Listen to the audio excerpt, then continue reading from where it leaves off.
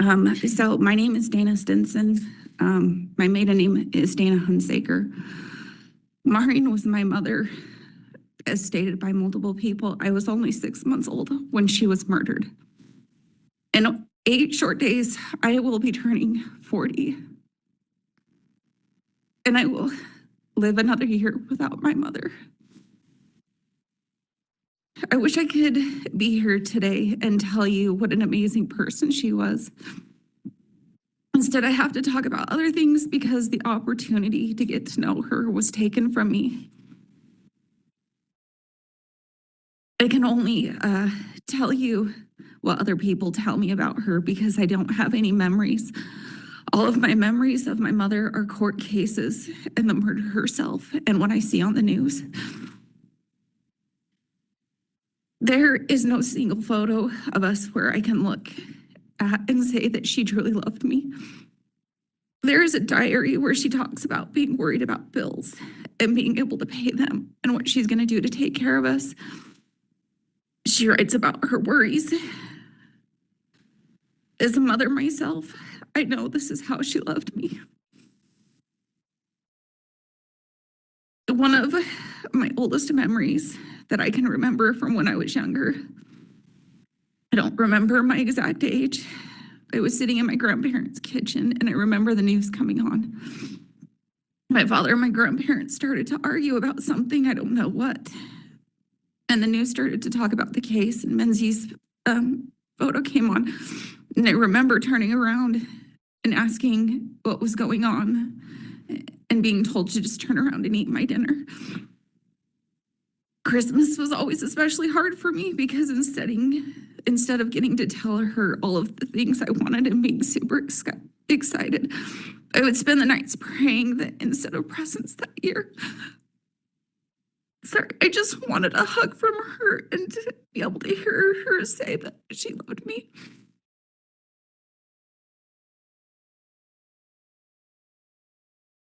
Everyone says that when someone is gone, you miss the simple things. And I would just give so much just to have one thing. Sorry. The things that I got instead of a mother was fear, anxiety, guilt, and sadness, and so much more. I've always been terrified of being physically alone, especially at night. A therapist once told me that it's not the darkness that frightens me. It's not knowing who or what is there. Being outside alone, especially at night, creates panic attacks. Not knowing where my children are at all times terrifies me. If I can't reach them or I can't locate them, I run through all scenarios that could possibly be happening to them, and I start planning my next steps to locate them. To make sure nothing has happened, I go through my list of family that I will need to contact to search for them. I live in constant fear for their lives. At night, I have a reoccurring dream that Menzies is chasing me or someone I love along with me through a forest. We are never strong enough or fast enough to get away. Whoever is running is always pinned to a tree and told you will never win right before he slits our throats. As a child, I would always pile my stuffed animals and dolls around me, thinking that if someone finds me while I'm sleeping, they will never know I'm there.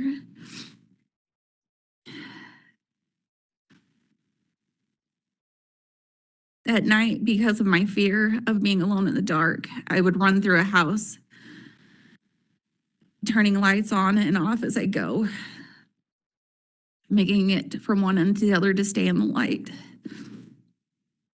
To this day, in the dark, I have to repeat to myself that I'm fine and nothing is there. The guilt that I carry and I feel and think about often is, would my mother still be here if I wasn't born? Would she have been able to work a different job if I hadn't been there? Everyone tells me I look so much like my mom, and I used to feel like that was a huge burden and a horrible thing. I just felt like my presence made everybody sad because they would look at me and see her, but she's not here.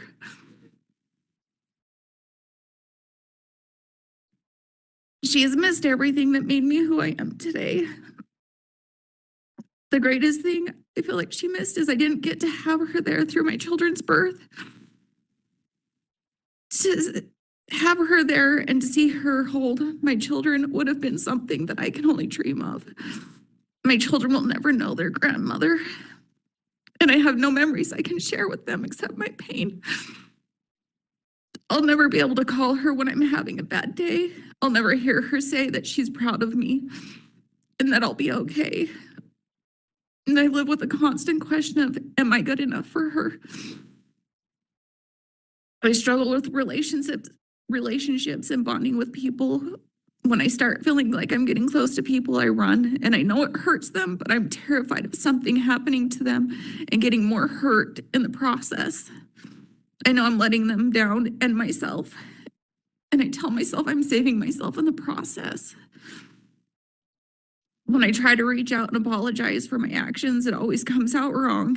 How do you tell people that you are sorry? You have a huge hole inside you, and you don't want to burden them with your problems.